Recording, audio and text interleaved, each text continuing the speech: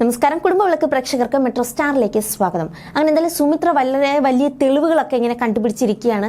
എന്താണ് തെളിവുകളെന്ന് ഭയങ്കര ഒരു ആകാംക്ഷയോടെ കാത്തിരിക്കുകയാണ് നമ്മുടെ രോഹിത്തിൻ്റെ സഹോദരി. അപ്പോൾ രഞ്ജിതയ്ക്ക് ഇനി എന്താണെന്ന് അറിയണം. കാരണം ഒരു സൂചന ഇട്ട് കൊടുത്തിട്ടുണ്ട്. 4 ദിവസം മുമ്പ് എന്താണ് സംഭവിച്ചതെന്ന് എനിക്കറിയാം.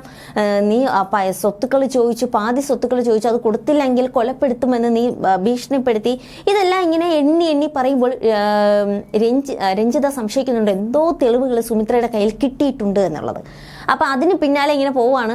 എന്തായാലും സുമിത്ര അത് കണ്ടെത്തിയിരിക്കുകയാണ്. ആ ഡയറി, രോഹിത്തിൻ്റെ ഡയറി സുമിത്രയുടെ കയ്യിൽ കിട്ടിയിരിക്കുന്നത്. അത് സരസ്വതിയമ്മയുടെ വായിന്ന് തന്നെ വീണതാണ്. പക്ഷെ അതിൽ എന്താണ് എഴുതിയിരിക്കുന്നതെന്നൊന്നും കണ്ടെത്തില്ല. എന്തായാലും ഡയറി കിട്ടിയെന്നുള്ള കാര്യം സുമിത്ര കണ്ടുപിടിക്കുകയാണ്. അത് സ്റ്റോർ റൂമിൽ നിന്നും കിട്ടിയ കാര്യമാണ് കണ്ടെത്തിയിരിക്കുന്നത്. അപ്പോൾ അതൊക്കെ അവിടെ ഇരിക്കട്ടെ. എന്തായാലും നമ്മൾ കാത്തിരുന്ന് കഴിഞ്ഞ ആഴ്ച മുതൽ ഈ ഒരു പ്രൊമോ കണ്ടിട്ട് നമ്മളിങ്ങനെ കാത്തിരിക്കുകയാണ് സിദ്ധുവിൻ്റെ തിരിച്ചുവരവ്. അതെന്തായാലും സംഭവിച്ചിരിക്കുകയാണ്. സിദ്ധുവിൻ്റെ തിരിച്ചുവരവ് നടന്നിരിക്കുകയാണ്. സിദ്ധു നേരെ വരുന്നത് ശ്രീനിലയത്തിലാണ്. അവിടെ കാത്തിരിക്കുന്നത് പരമശിവനാണ്. അപ്പൊ സിദ്ധു പറയുന്നുണ്ട്, നീ തട്ടിയെടുത്ത എൻ്റെ ഈ ശ്രീനിലയം എനിക്ക് തിരികെ വേണം. സുമിത്ര ഇതൊരു അമ്പലം പോലെയാണ് നോക്കിക്കൊണ്ട് നടന്നത്. സുമിത്രയ്ക്ക് എനിക്കത് തിരിച്ച് കിട്ടിയേ പറ്റത്തുള്ളൂ, നമുക്ക് കോടതിയിൽ വെച്ച് കാണാം എന്നൊക്കെ ഉള്ള ഒരു രീതിയിൽ സിദ്ധു എത്തുകയാണ്. എന്തായാലും പരമശിവ ഒരു തോക്കെടുത്ത് വെച്ച് കാണിച്ച് ഭീഷണിപ്പെടുത്തി ആദ്യം ഓടിക്കുകയാണ്. പക്ഷേ സിദ്ധു അതിൽ നിന്നൊന്നും പിന്മാറില്ല. കാരണം പഴയ സിദ്ധു ആയിട്ടല്ല ഇപ്പൊ തിരിച്ചു വന്നിരിക്കുന്നത്. വളരെ വലിയൊരു ബിസിനസ് മാനായിട്ടൊക്കെയാണ് തിരിച്ചു വന്നിരിക്കുന്നത്.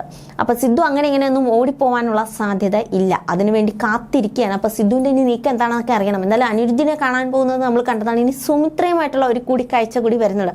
അപ്പോൾ അതിനൊക്കെ ഇങ്ങനെ കാത്തിരിക്കുകയാണ്. എന്തായാലും സിദ്ധു എത്തിക്കഴിയുമ്പോൾ ഒരു വൻ മാറ്റം തന്നെ ഉണ്ടാകും. എന്തായാലും സുമിത്രയും ഇപ്പോഴത്തെ രോഹിത്തിൻ്റെ സ്വത്തുക്കളുടെ പകുതി കണ്ടെത്തിയിരിക്കുന്നു. എങ്ങനെയൊക്കെയാണ് എന്തൊക്കെയാണ് സംഭവിക്കുന്നത് എന്നുള്ളത് കണ്ടെത്തിയിരിക്കുന്നത്. അപ്പോൾ സുമിത്രയും സിദ്ധുവും കൂടി ഒന്നിച്ചു കഴിഞ്ഞാൽ ഉറപ്പായിട്ട് രഞ്ജിതനെ ആയിക്കോട്ടെ പരമശിവത്തെ ആയിക്കോട്ടെ രണ്ടുപേരെയും ഒതുക്കാൻ സാധിക്കും. എന്തായാലും തെളിവുകളെല്ലാം ദൈവം ഇങ്ങനെ മുൻപിൽ കൊണ്ട് എത്തിച്ചു കൊടുക്കുകയാണ്. കാരണം ഒരിക്കലും ഒരു കള്ളവും കുറേ നാൾ നമുക്ക് ഒളിപ്പിക്കാൻ പറ്റത്തില്ല. എപ്പോഴെങ്കിലുമൊക്കെ അത് പുറത്ത് വരും. അതിപ്പോൾ പുറത്ത് വന്ന് തുടങ്ങിയിരിക്കുകയാണ്.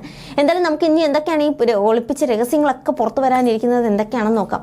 അപ്പോൾ കൂടുതൽ സീരിയൽ വിശേഷങ്ങളുമായി നമുക്ക് മറ്റൊരു വീഡിയോയിലൂടെ കാണാം. അതുവരെ ബൈ.